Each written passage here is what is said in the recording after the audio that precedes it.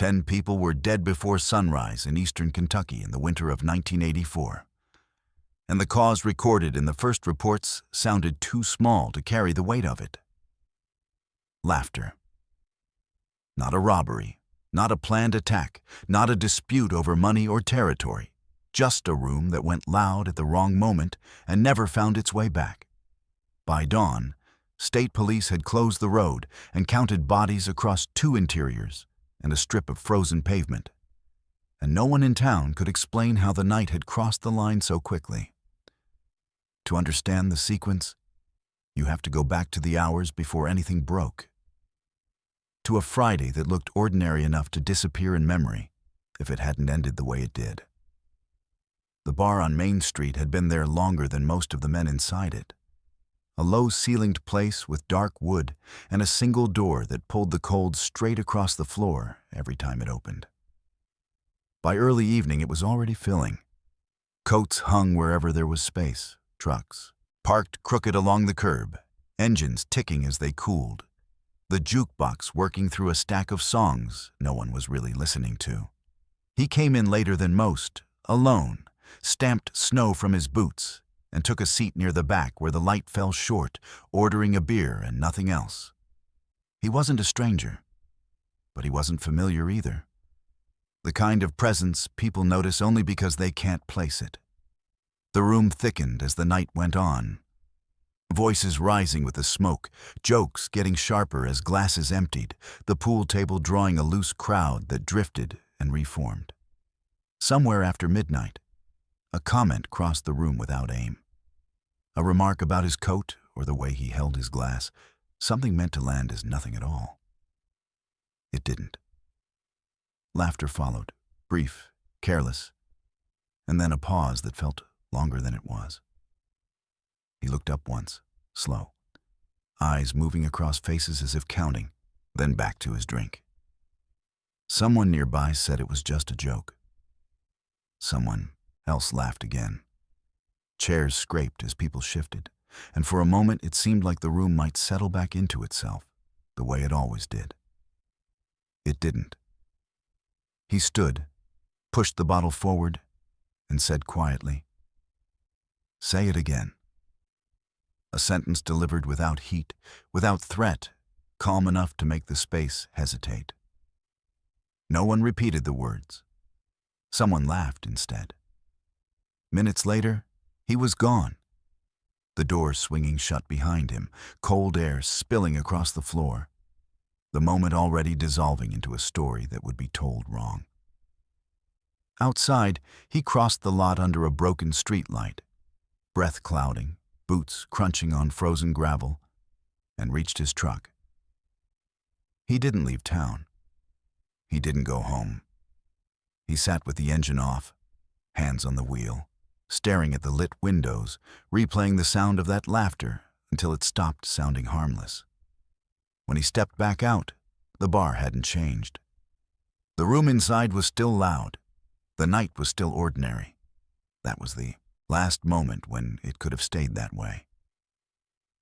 The first sound that cut through the bar wasn't immediately understood as a gunshot, later described by more than one witness as a shelf breaking or a truck backfiring outside. A sharp crack swallowed by music and voices before anyone could react. The second shot removed the doubt, glass exploding behind the bar as a mirror shattered and scattered light across the room in jagged pieces. Panic didn't arrive all at once. It seeped in unevenly, people freezing where they stood while others lunged for the door, chairs tipping and scraping as bodies collided in the narrow aisle. He moved forward with a steadiness that contrasted with the chaos around him, not rushing, not shouting, stepping as if following a path he had already traced. Someone near the pool table tried to duck and went down hard, dragging the table sideways as balls clattered across the floor. The bartender dropped behind the counter, hands up, words forming that never made it past his teeth. Another man stumbled, caught his foot on a fallen chair, and stayed where he fell. The room emptied of order in seconds, sound breaking into fragments, shouting, crying, the thud of bodies against walls, while the jukebox kept playing until a stray shot cut it off mid-song. Those closest to the door spilled into the cold, boots sliding on ice, breath tearing from lungs that hadn't prepared for running, while others pressed back against the walls, stunned by the speed of it, the way violence had arrived without warning or negotiation. Outside, the night carried everything farther than it should have. The cracks echoing off brick and metal, the smell of exhaust and burned powder hanging low in the air. He followed them into the lot, the broken street light casting hard yellow shadows across snow churned into slush. Firing once more when a man tried to crawl between two trucks, the sound flattening the space between buildings. A pickup roared past, fishtailing, before slamming into a ditch down the road, its radio still playing as the engine died. Some ran toward the second building across the street, a place used for private parties and card games after hours. Thinking distance meant safety, thinking the danger belonged to the bar they had just left. It didn't. He crossed after them, shouldered the door open, and the smaller room inside became another trap. Heat and bodies packed too close together to move quickly enough. Someone shouted his name, or maybe someone else's. Chairs tipping as people tried to scatter, the hallway filling with smoke and overlapping voices. When the gun finally went quiet, it wasn't followed by relief, but by a stunned stillness. The kind that settles only after everything possible has already happened. Sirens arrived late, winding through the hills, red and blue lights washing the buildings in slow pulses that made the scene look unreal, as if staged. Deputies moved carefully, weapons drawn, then lowered, taping off doors with shaking hands, stepping around the dead, counting twice because the number didn't make sense the first time. By dawn, 10 men were confirmed dead, several more wounded, and the town woke to roadblocks and rumors, each retelling shaving off the laughter, the pause, the seconds that might have mattered most. By morning, the temperature had dropped further, sealing footprints and tire tracks into the ice before anyone could agree on what they showed. And the town learned about the night in fragments. Sirens first, then roadblocks, then the quiet confirmation that something irreversible had happened. Investigators moved between the two buildings with notebooks open, marking bullet paths and measuring distances that felt too short to account for how far the violence had traveled. Photographing chairs where they lay, and glasses shattered into shapes no one would bother to reconstruct later. Witnesses were interviewed wherever they could be found, some still wearing the clothes they'd slept in, others shaking so badly deputies had to steady their hands to get statements written down. The stories came out unevenly. Some insisted he'd been mocked repeatedly, that the laughter was cruel and sustained, while others swore it was brief. A single moment blown out of proportion by drink and crowding. No two people agreed on the exact words, only on the sound that followed them and the way the room had paused, as if waiting for someone to intervene. At the station, he answered questions without raising his voice, correcting officers when they misstated times or places, repeating the same sentence when asked why he came back. They laughed. Psychologists would later argue over whether that explanation revealed fixation or clarity. But in the moment, it sounded more like an observation than a justification, a line delivered without emphasis. Outside, families gathered at kitchens and hospital corridors, counting who hadn't come home, the list growing as names were confirmed, then confirmed again. The bar's owner arrived just after sunrise and stood in the doorway for a long time without stepping inside, staring at the floor as if he could still see the path people had taken to the exit. Reporters followed by mid-morning, setting up cameras near the taped-off street, asking how a joke had turned into a massacre. Questions that assumed there was a clean answer waiting to be found. Officials offered none. The initial press conference stuck to verified facts, times, locations, the number of dead, leaving motive undefined, the pauses between events unexamined. As the day wore on, rumors hardened into narratives, some blaming alcohol, others pointing to old grudges or mental illness, each version simplifying the night into something easier to hold. By evening, the bar's windows were dark. The second building shuttered. The road reopened to traffic that slowed instinctively as it passed, drivers craning their necks as if expecting the scene to explain itself. It didn't. What lingered instead was a sense of incompleteness, the feeling that the night had slipped past understanding even as it was documented, that the most important moments, the hesitation, the laughter, the decision not to take it seriously, had left no physical trace for investigators to collect. The legal process that followed tried to impose order on what everyone knew had unfolded without it, beginning with indictments that read like inventories rather than explanations. Each count tied to a location and a time that prosecutors would later insist proved deliberation. At the preliminary hearings, the courtroom filled with people who had avoided each other since the night itself, eyes fixed on the floor as names were called and diagrams unrolled across tables. The prosecution argued sequence and distance, pointing out the gaps between shots, the walk across the street. The second doorway opened and crossed, presenting those intervals as opportunities to stop that were instead used to continue. The defense countered with context, describing the density of the crowd, the alcohol, the noise, the suddenness of the reaction, framing the entire night as a single, unbroken surge that left no room for reflection. Witnesses took the stand and struggled with memory, timelines bending under cross-examination, some admitting they could no longer separate what they had seen from what they had heard later. Others breaking down when asked to repeat the laughter that had preceded everything else. One man said he remembered thinking someone should say something, then realizing he hadn't. Another admitted he had laughed himself and hadn't known why. The jury listened to emergency calls played back in court, the recordings filled with overlapping voices and long stretches of breathless silence, and studied photographs of the bar and parking lot taken in daylight, stripped of the night's confusion, but still heavy with it. When the verdicts came back, guilty on multiple counts, sentences that ensured he would not leave prison, the room reacted unevenly, relief and anger mixing without resolution. Outside the courthouse, families spoke in low voices, some satisfied that the law had responded, others frustrated by how little the process had addressed what they still didn't understand.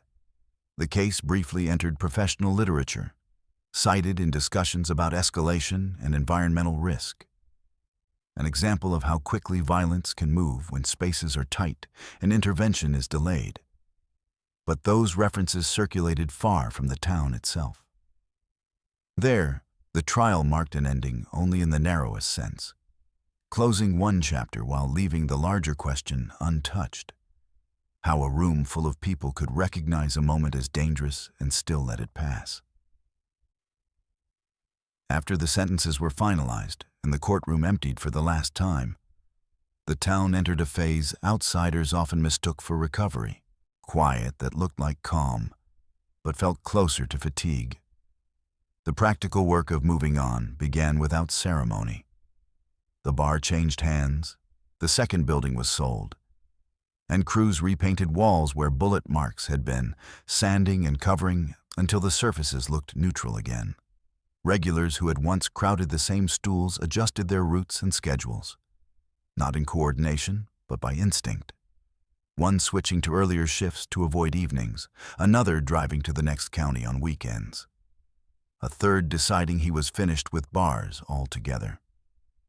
The families of the dead learned to navigate a different calendar, one structured by anniversaries and appeals, by letters from attorneys and occasional notices in the local paper when emotion was denied.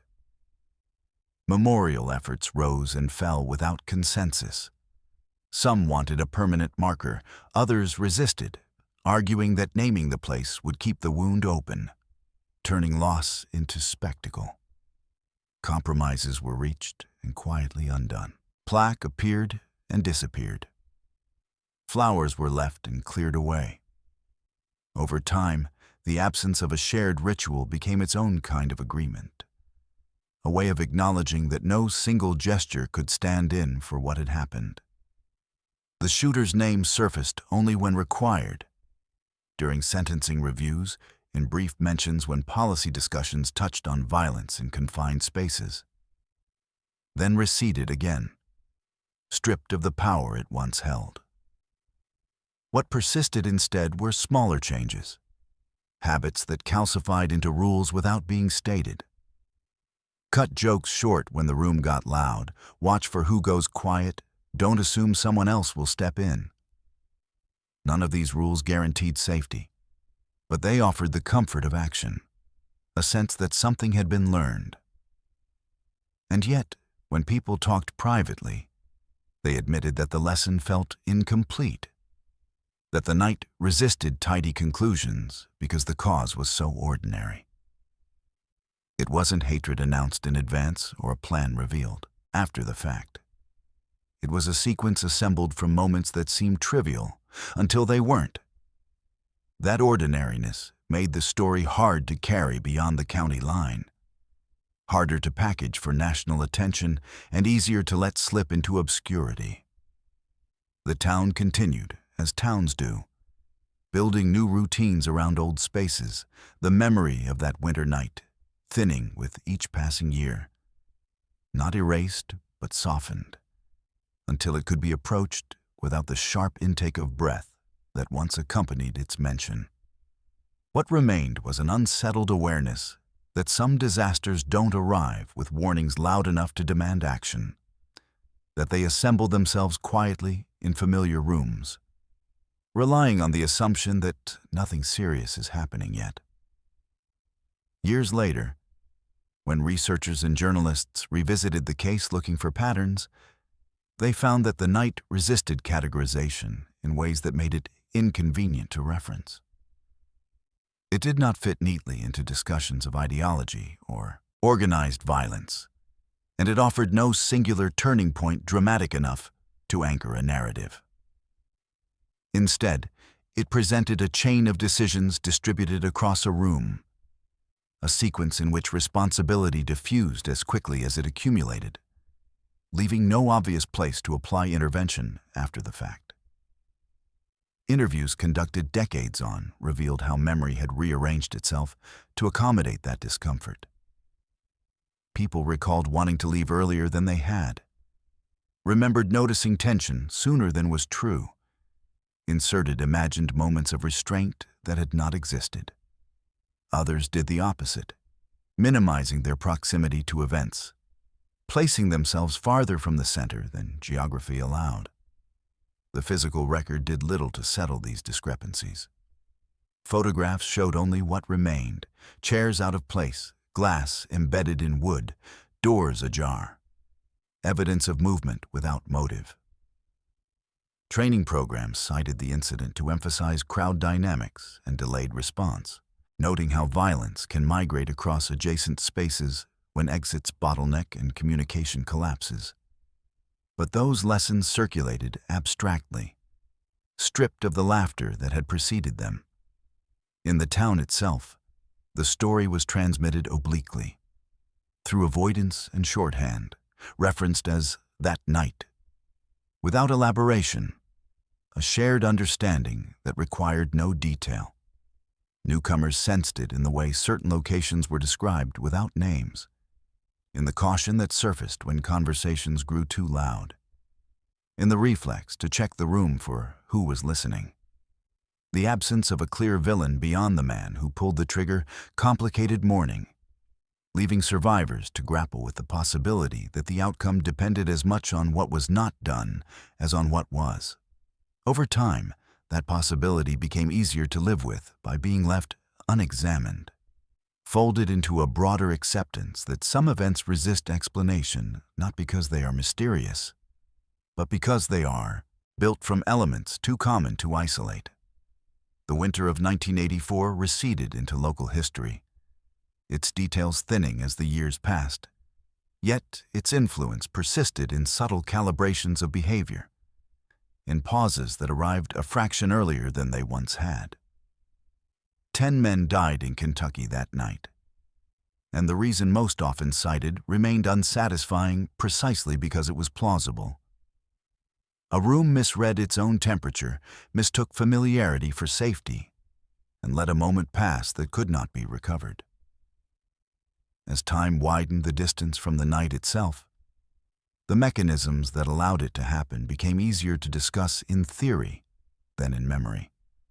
Social workers and community mediators who visited the region years later spoke about informal power structures in small rooms, about how humor often functions as a test rather than a release, a way of measuring who can be pushed and who cannot, without anyone having to say so aloud.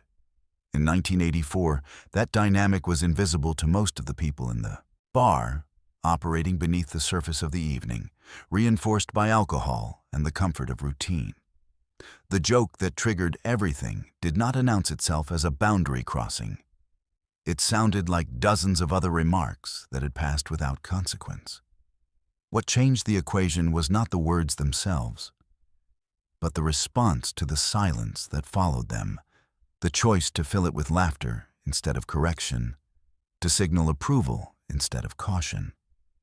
Experts later described this as a diffusion of responsibility, a moment where each person assumed someone else would step in if it truly mattered, an assumption that allowed the tension to linger unresolved. That framework made sense on paper, but it offered little solace to those who had been there, who remembered the night not as a study in behavior, but as a sequence of sensations. The smell of smoke, the sudden cold, the weight of stillness after noise. In the absence of a single explanatory cause, the story became a vessel for broader anxieties about civility and restraint, invoked quietly when discussions turned to how quickly ordinary spaces could become dangerous. Yet even those conversations tended to stop short of specificity, skirting the discomfort of acknowledging how thin the line had been. The town schools never included the incident in local history lessons, not out of denial, but out of a belief that naming it would do more harm than good, reopening questions without answers.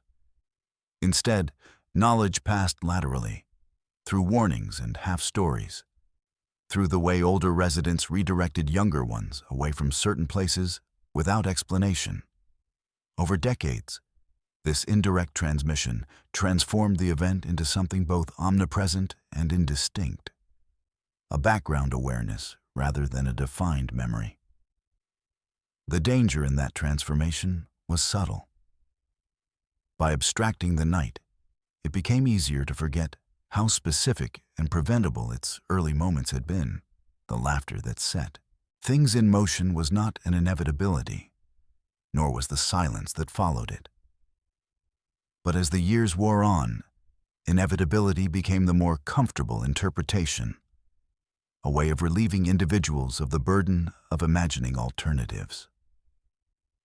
What remained most difficult to articulate, even years later, was the sense that the night had offered multiple exits that were visible only in retrospect, a series of small off-ramps that no one took because they did not yet look like necessities.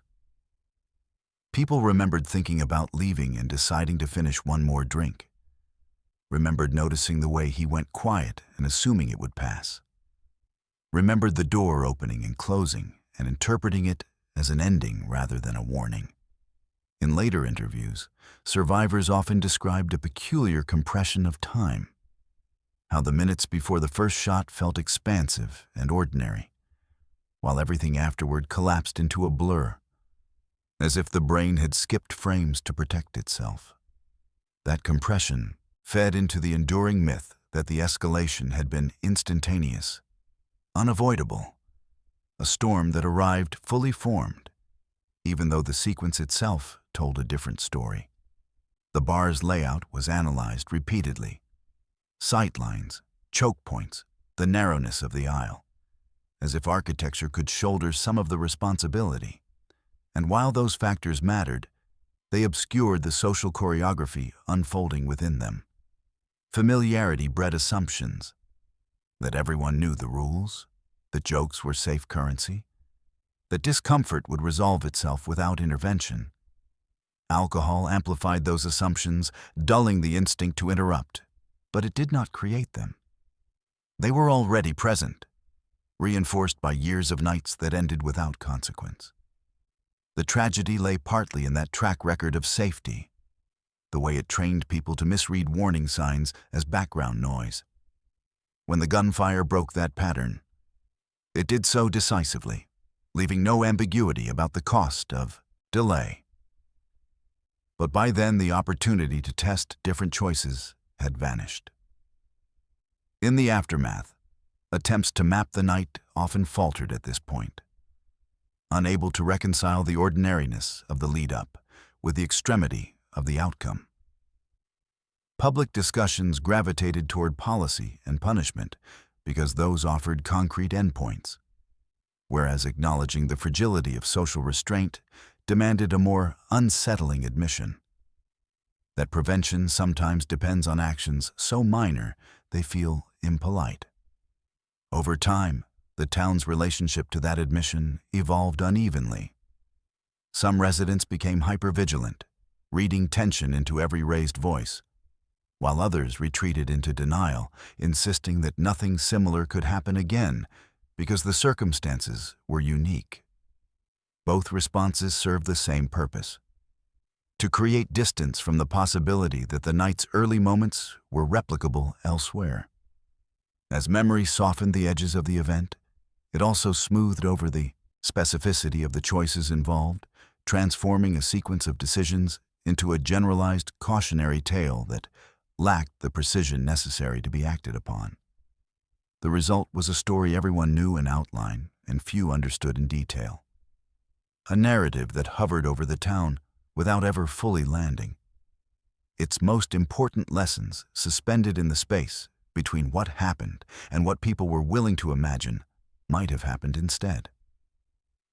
In private moments, when conversation drifted far enough from the town center to feel safe, people admitted that what haunted them most was not the violence itself, but the familiarity of the setting in which it occurred.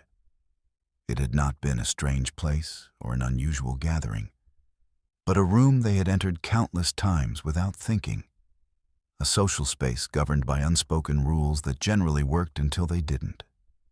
That familiarity dulled attention, encouraging the belief that norms would self-correct, that someone else would notice. First, that escalation required a clearer signal than discomfort.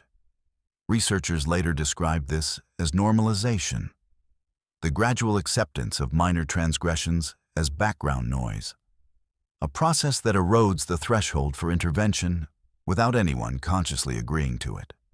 In 1984, that erosion was complete by the time anyone recognized it, leaving only reactive choices in its wake. Survivors spoke about the soundscape of the night, laughter layered over music, over the scrape of chairs, over the sudden silence that followed, and how those sounds replayed in memory with altered emphasis. The laughter growing louder with each retelling, as if trying to justify its role in what followed. The physical environment reinforced that distortion.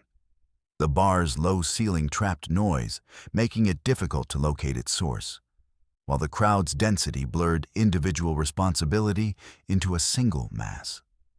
When the first shot rang out, the room responded not as a collection of individuals, but as a compressed organism, surging and recoiling without coordination. That collective movement became another subject of study, cited in discussions of crowd behavior and panic. Yet such analyses rarely captured the moral weight of the moments before it, when coordination was still possible but uncomfortable. In the years after, the town's avoidance of the incident took on an almost ritual quality, a shared decision to let the story fade rather than risk reopening wounds that had never fully closed. New businesses avoided referencing the past, local history skipped over the year entirely, and conversations stopped short whenever someone new pressed for details. This silence did not erase the event.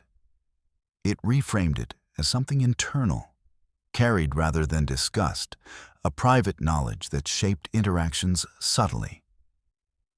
People learned to read rooms more carefully, to notice shifts in tone and posture, yet they also learned to keep those observations to themselves, wary of being seen as alarmist. The contradiction persisted, heightened awareness paired with reluctance to act, a legacy that mirrored the dynamics of the night itself. As decades passed, the story's edges blurred further, leaving behind a paradoxical lesson that was both widely acknowledged and rarely articulated. That the most dangerous moments are often those that feel least deserving of attention, and that the cost of waiting for certainty can be higher than the cost of speaking up too soon. The longer the night receded into the past, the more it functioned as a quiet calibration point, a reference that altered behavior without announcing itself.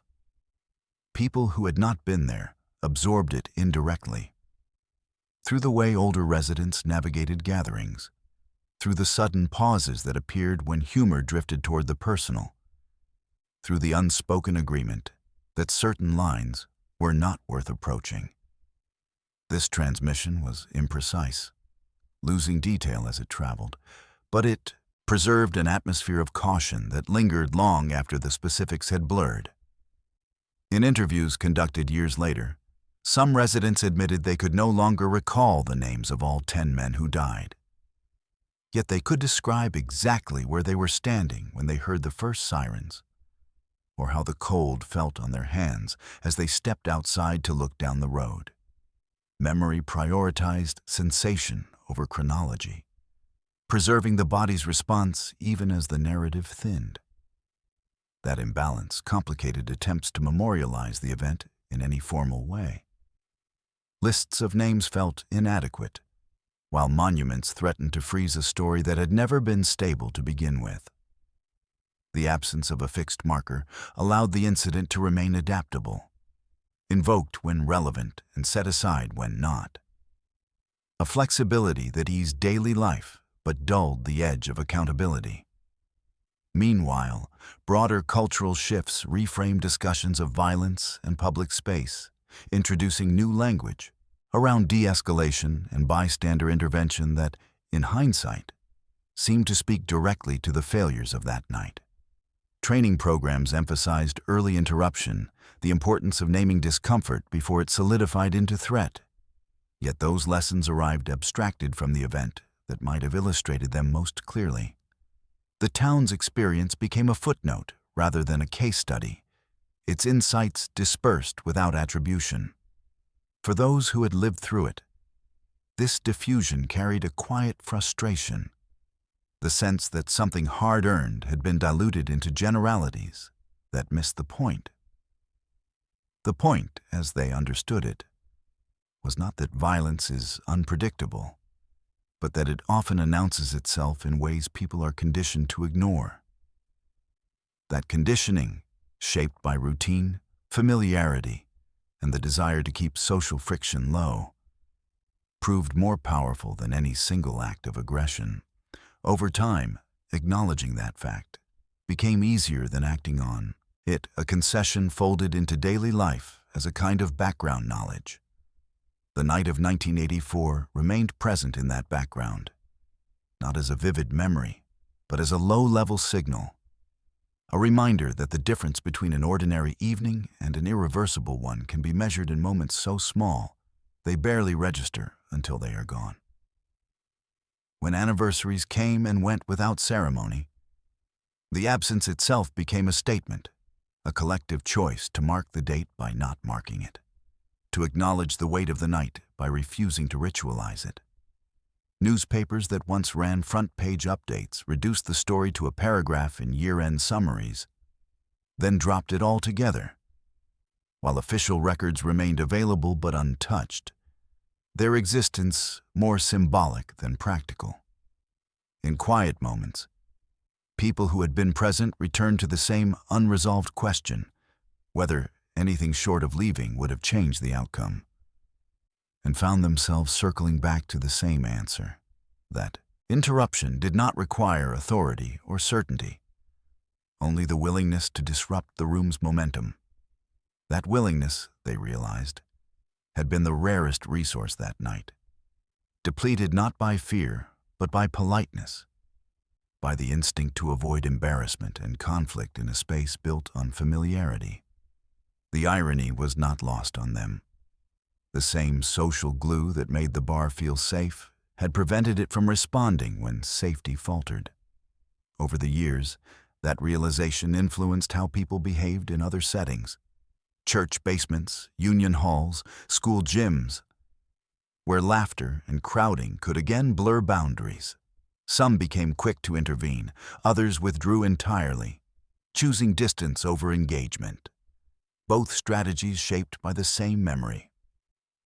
The man who had returned to the bar after the laughter became a fixed figure in legal discourse, a subject of appeals and evaluations that dissected intent and capacity. Yet his presence in the town's collective memory faded into something less specific, a reminder rather than a person.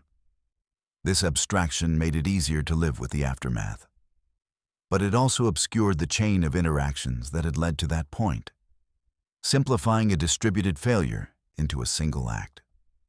Scholars who later revisited the case noted this tendency, observing how communities often compress complex sequences into singular causes to make them manageable, a process that sacrifices accuracy for coherence.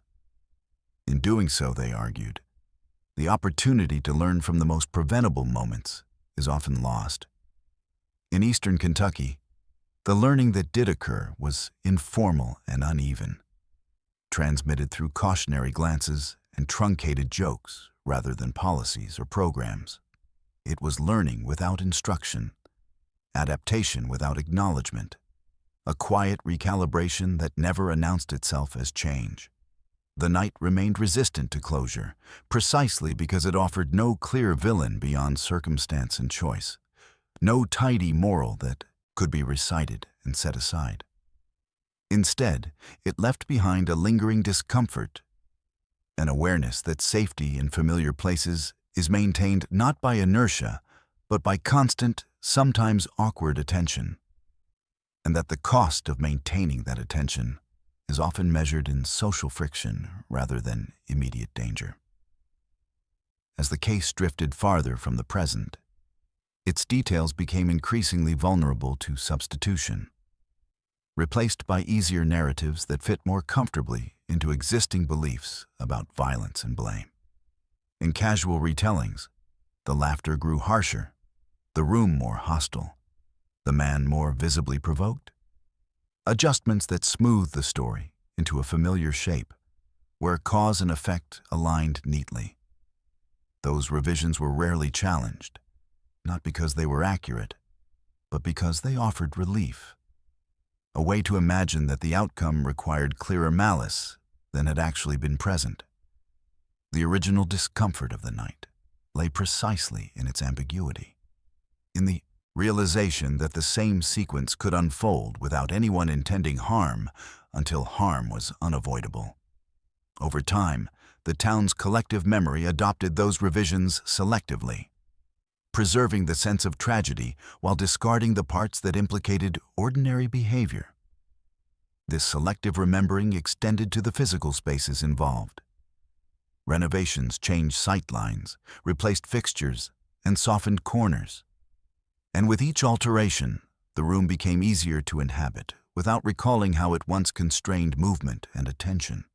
New patrons occupied stools where others had fallen, unaware of the calculations those narrow aisles had once forced, while longtime residents adjusted their posture unconsciously, standing nearer exits, scanning rooms without acknowledging why. The night's influence thus persisted as habit rather than story, shaping conduct without demanding recollection. In interviews conducted long after, some residents expressed a quiet resentment toward the broader discourse that occasionally resurfaced around similar incidents elsewhere, noting how quickly commentators leapt to explanations that absolved bystanders of agency. They recognized the comfort in those explanations and rejected it privately, knowing from experience that the most difficult truths are the ones that implicate everyone without offering a single target. Yet even this recognition had limits. Speaking it aloud risked reopening wounds and inviting judgment, and so it remained largely unspoken. The case's marginal presence in national conversations ensured that it did not become a template for reform, but it also spared the town the scrutiny that often follows notoriety, a trade-off many accepted without debate. In this way, the incident settled into a peculiar equilibrium, neither fully forgotten nor fully examined, its lessons diffused across time without attribution. What endured was not a slogan or policy, but a shift in how silence was interpreted, a faint recalibration that made pauses feel heavier and laughter less neutral. That shift did not guarantee safety, but it altered the margin within which danger could hide. The winter of 1984 continued to exert its influence not through memory alone, but through the quiet ways it changed what people were willing to overlook. An influence subtle enough to escape measurement, yet persistent enough to shape the texture of everyday life. In the end, what made the night difficult to archive was not a lack of evidence, but an excess of it. Fragments that documented movement without intention and sound without meaning, leaving interpretation to fill the gaps. Boxes of photographs captured angles and distances with clinical precision, yet none could show the moment when the room collectively decided that laughter was acceptable and interruption was not. Audio records preserved sirens and overlapping voices, but not the pause that preceded them, the brief window where a different outcome was still imaginable. This imbalance shaped how the case aged, pushing it toward abstraction as the tangible traces remained, while the social dynamics that animated them faded. Over years, that abstraction allowed the incident to be referenced without being confronted, cited as an example without revisiting its specifics. A shorthand that spared listeners the discomfort of proximity. The town adapted to this mode of remembering, carrying the knowledge as background rather than foreground, allowing daily life to proceed without constant reference to what had happened. Yet even as explicit discussion receded, the night continued to surface in indirect ways, in the tension that rose faster than it once had, when voices grew loud, in the instinct to check who was present and who was not, in the subtle recalibration of humor toward safer ground. These adjustments were rarely acknowledged as products of the past. They felt intuitive, as if the community had always been this way, a retroactive continuity that made the changes easier to accept.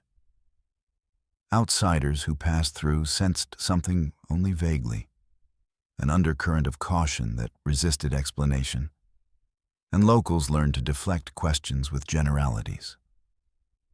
The story, when told, arrived already simplified, stripped of its most unsettling implications, recast as a tragedy driven by individual pathology rather than collective hesitation. That recasting served a purpose, allowing grief to be compartmentalized and responsibility to be localized. But it also ensured that the most instructive aspects of the night remained under-examined. As years turned into decades, the likelihood of a comprehensive reckoning diminished further, replaced by the comfort of distance and the assumption that circumstances had changed enough to render the lesson obsolete. Yet the conditions that shaped the night, crowding, familiarity, the reluctance to challenge humor in social spaces, persisted, unchanged by time.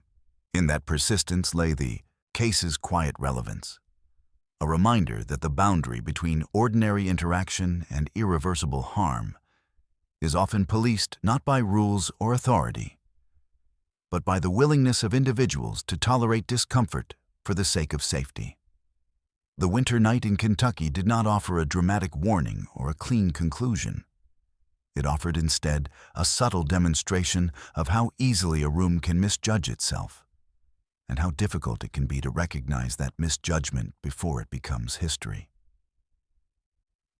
As the last people who remembered the night firsthand grew older, the story's center of gravity shifted again, moving from lived experience to second-hand knowledge, from memory anchored in sensation to accounts mediated by documents and retellings.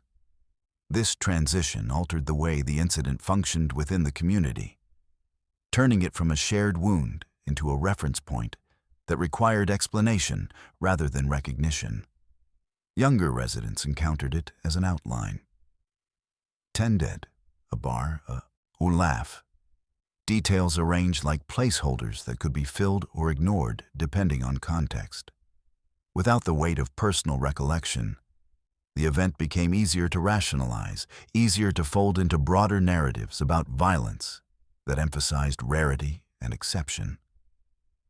Yet even in this diluted form, its influence persisted, shaping how people interpreted subtle cues in social spaces, how quickly tension was noticed, how carefully humor was deployed among strangers.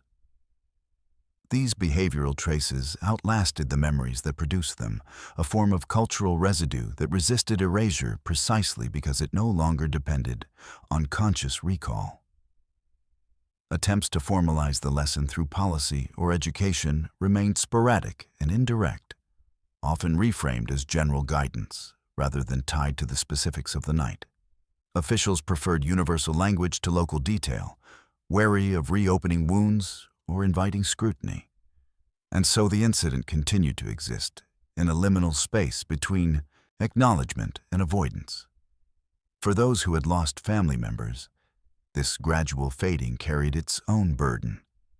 The sense that the story was slipping beyond reach just as it might have been understood more fully.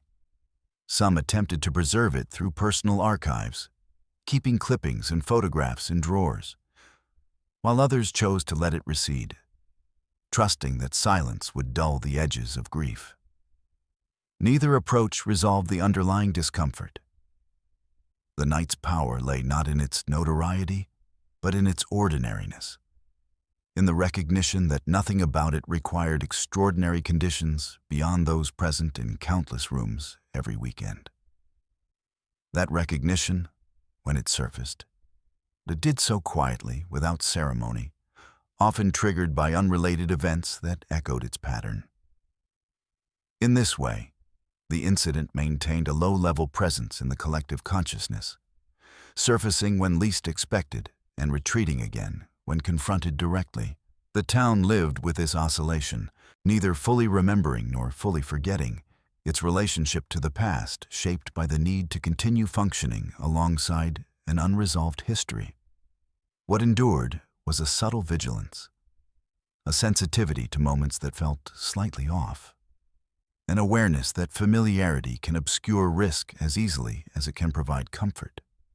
The winter of 1984 remained embedded in that awareness, not as a story told from beginning to end, but as a background condition, influencing behavior long after the narrative itself had fragmented beyond easy retelling.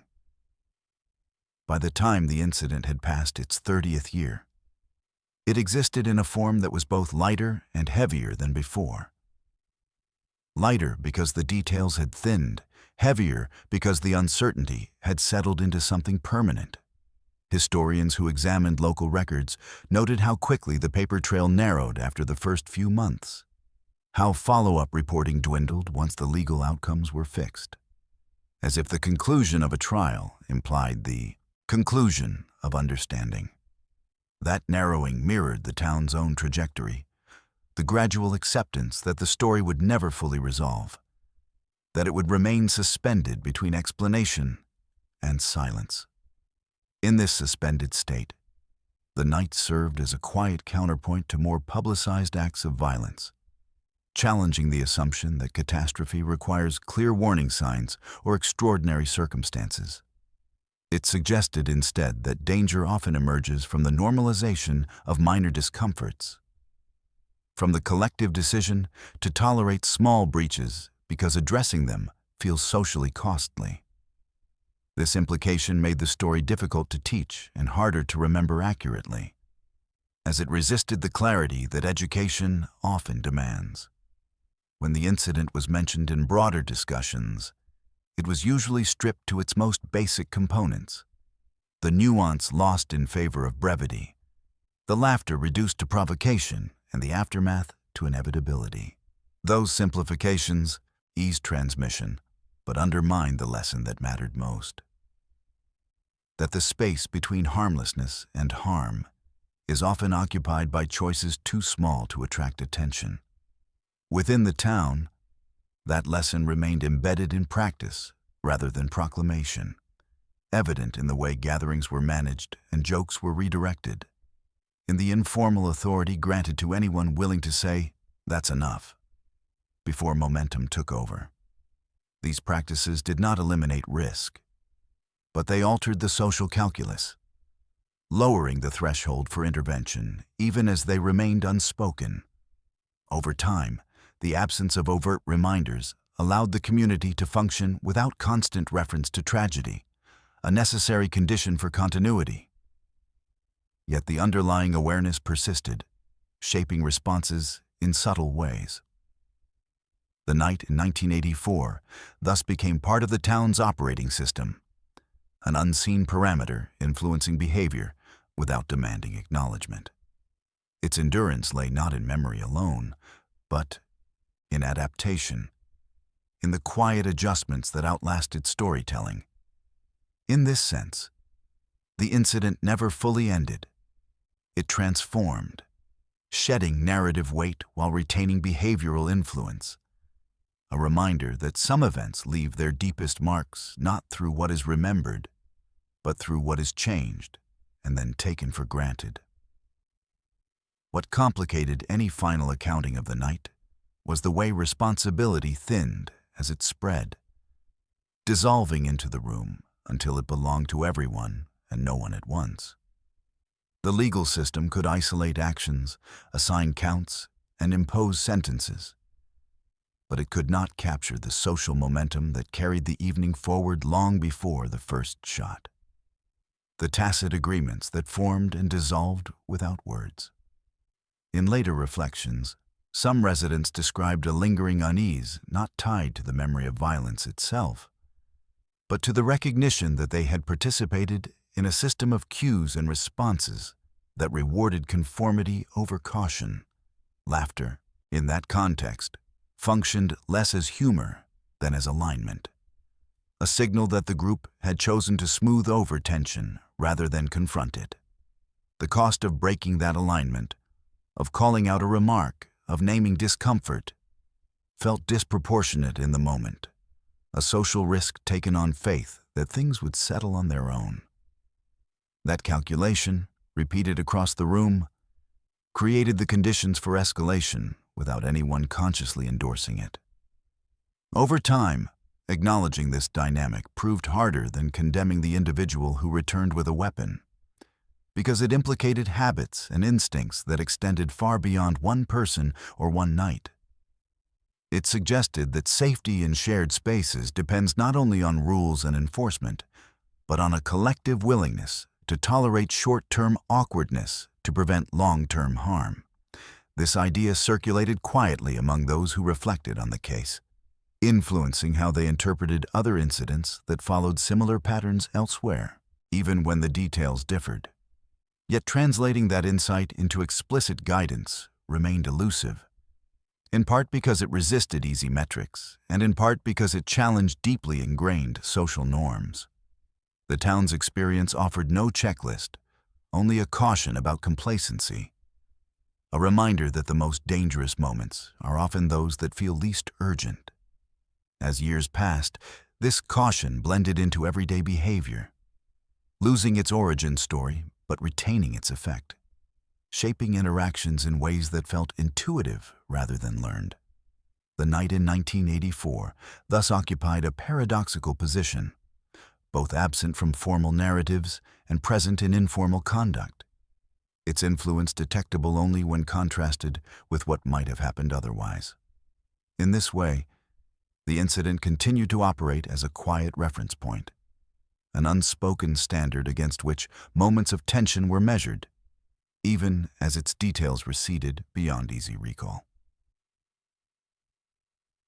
In the final assessment, the story of that winter night resists closure because it offers no decisive moral that can be neatly applied and set aside. 10 men died in Kentucky in 1984, not because of a single explosive act, but because a series of ordinary decisions accumulated without interruption, each one small enough to be dismissed on its own.